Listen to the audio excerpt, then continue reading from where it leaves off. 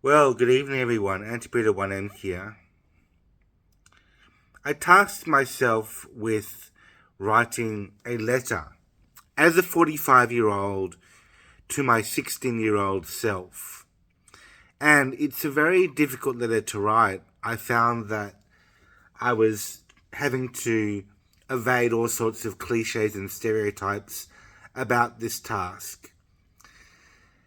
So it's an awkward letter, and it's not a straightforward letter, but here is the letter that I wrote. Dear Marcus, I know you are in a very difficult situation that only experience can resolve. The only advice that I can provide as a 45-year-old is advice that is arbitrary and seems very random and even irrelevant. This is not a moral lesson because your morality is not really at fault. Instead, logistically, it is safer for you to be supported by your society, no matter how counterintuitive this seems. Being socially supported will ease so many of the burdens that you carry on your own back.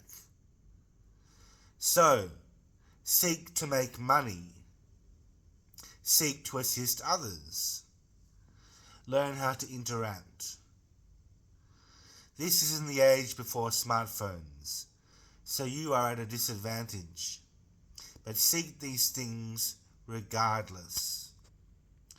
The earlier you do this, the sooner you'll be unburdened from the problems of hyper-independence. Your parents are not good parents, but do not dwell on that fact. Rather, seek to be able to operate outside of their dictates. Yours sincerely, Marcus Tenlow, age 45. So a little bit about my history. At the age of 30 or 31, I first of all started busking at the intuitive idea of one of my friends, Michael Byrne. And then very soon after that, within a few months, I started selling the Big Issue magazine, which, for practical reasons, changed my life because I was able to earn a significant amount of money. And as I mentioned in that letter that I just read out, money was the pivotal thing that drove me towards being able to get my apartment, being able to live freely, and have so many more choices for myself. But one of the things I want to stress is that money is not an indication or a symbol of independence. It's a symbol of interdependence. Because money is a symbolic thing and it allows you to do things, but only in a symbolic way. So it is not it's not something that you should be worshipping as such, but it is something that is useful. So it's not something that will grant you independence, but it is something that will grant you utility. And that, my friends, I believe is quite invaluable.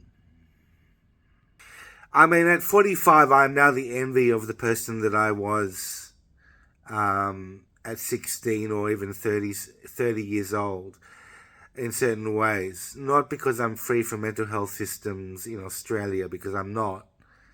I'm still an involuntary client of mental health in Australia. But because I have access to what they call a third place, or which is really my second place, which is the library. Other than my own home, I can go to the library almost every day, sit there and develop myself, my psyche, by writing poetry and writing stories. So it is in its own way a dream life that I would be envious of at the age of 16.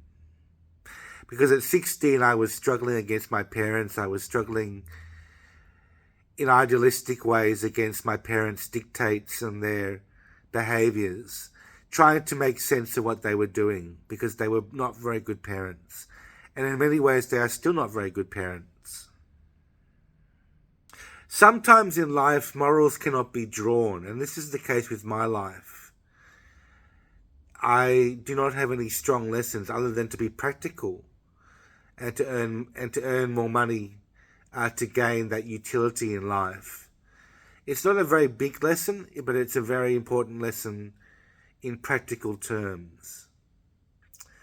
So, my friends, I hope you've learned something about my life and will not suffer the same that I suffered during my teen years and my 20s and so on. And obviously, having Michael Byrne as a friend was a huge asset at one stage. A very, very huge and very, very lucky asset to have. All right, folks, thanks for listening, and I will see you next time with more news. Bye for now.